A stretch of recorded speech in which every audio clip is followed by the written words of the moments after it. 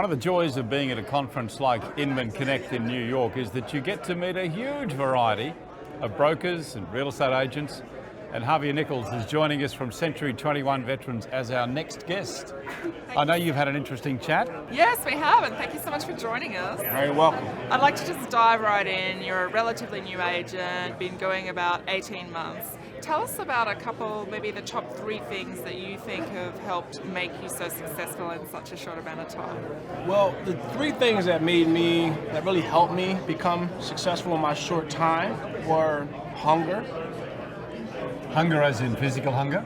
That too. To be successful? Yes, well, hunger of trying to really get out there, yeah. and to really get my name started, to really get my face in front of people, so everyone can really understand what I do and how I can do it better, right? What kind of value I can bring, all right? And another thing was passion. Just passionate about my brand, passionate about the company, just passionate about my story and just serving people. I love to help. You know, trying to make the process easier for anything is the root of my passion.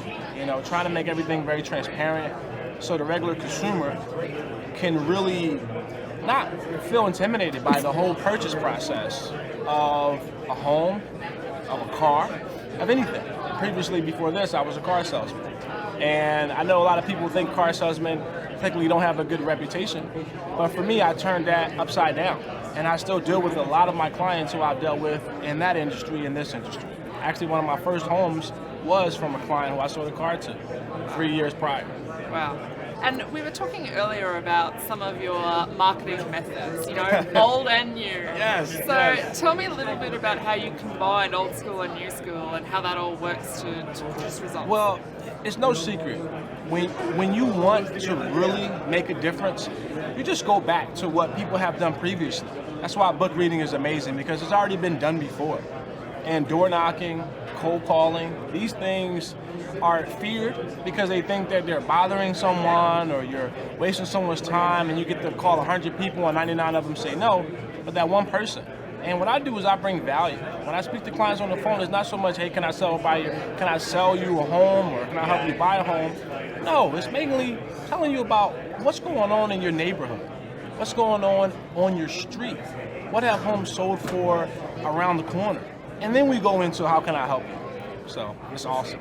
Video, is that part of your strategy to use Yes. video? Tell me how you use it. Well, for video, as you can tell, I love being on video. I love talking to people. I do a lot of workshops in my local area where I give people free information about grant programs that may be out, low interest rate programs that could be out, and I do it on video a lot of times. And then it helps me become a normal individual for those who don't know me or can't see me, like in person, you know. So I pay for advertisement to put that out there so more people can see it.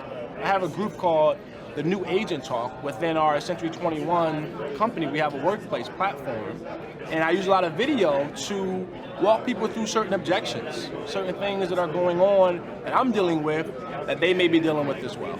Wow, that's fantastic. And we also spoke about social media, and you know, I'm a massive fan of social media in our business because I think it opens up a real human element, and we found it very successful. But tell me how, as an agent, I think, correct me if I'm wrong, but you have to be very careful about how you present yourself on social media. Well, you do, but then you don't. I say you do because you can't really talk about the things, politics, religion, certain things that are sensitive subjects. But what I can talk about is, just like I mentioned before, what's going on?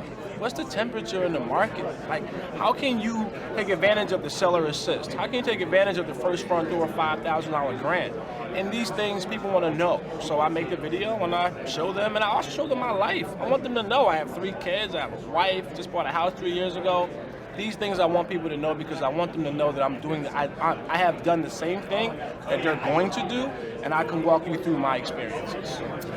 Where you market yourself and where you work, do you live in that area, and do you think that's important? It is and it isn't. I do market in my area particularly, but I also market in other areas, high-end areas and low-end areas. And it's important because I want people to feel like you don't have to live in an area to sell in an area. I do deals all over the Philadelphia area, but I live in the suburbs.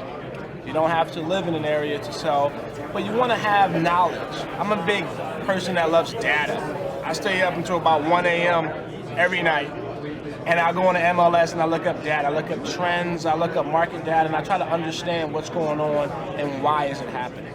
Your area, the area that you focus on, your core area, maybe around where you live, how big is that? How many homes are in that area? Well, I call them farms. And one of my farms has about 492 homes. I have another farm that has about 572 homes. But in the entirety of the entire area that I cover, maybe over 2,000 homes. But I target those two particular areas and I door knock those two particular areas more than I do others. I think that's an important point, if you don't mind me asking, Amy. How much time do you spend in those two areas? How do you farm them, and how often are you talking to those folks? Well, I take them all in spurts. So one of my farms, spend about 2 weeks door knocking. A couple days, 2 days a week, depending on how long I have and how much time I have. Sure. And then when I'm door knocking, it's not so much me talking about real estate. Just letting you know what's going on. You may have a neighbor that just sold for 10 grand above, and you want to know that. Or you may have a large plot, a large plot, and I can help you sell the back end of your home to an investor who can build. And you never knew it can be possible. So that's what I like to bring, and that's what I love to do. When people see me walking, there's a lot of door knockers out there. You have people that does it for religious purposes, people that do it for monetary purposes of magazines or whatever it may be. So I have to add that extra value, add the extra sizzle. So door knocking is your primary method of farming? And, well, yes, so door knocking and phone calling, but I do lots of open houses that are not my listings. So it's amazing thing to do. As a newer agent, doing open houses that are not yours, you feel as though that you can't do it because it's not your listing, but you can within your brand. And that's why I love Century 21, because we have that family structure where, as a newer agent, I can say, hey, you sit at home. I'm going to do the open house here. If anybody comes in and buys, I'll bring you the buyer and I'll help you sell your property.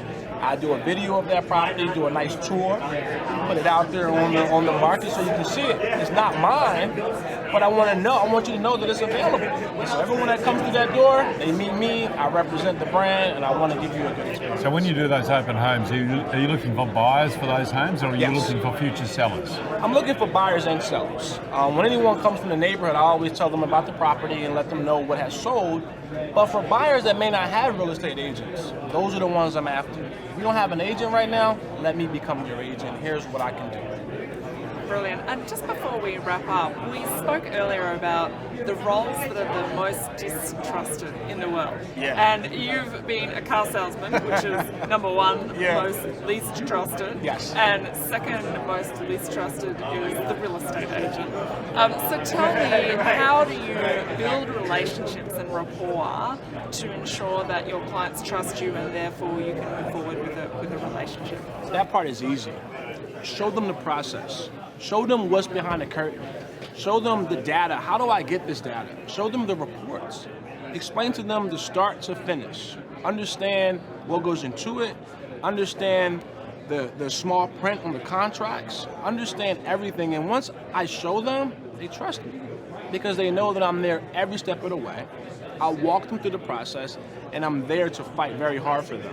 Whether they're selling a home or buying a home, I'm here to make sure that deal is completed. Javier, thank you so much for your time. It's been a pleasure having you in the show. Absolutely. Thank you very much. I truly appreciate you guys.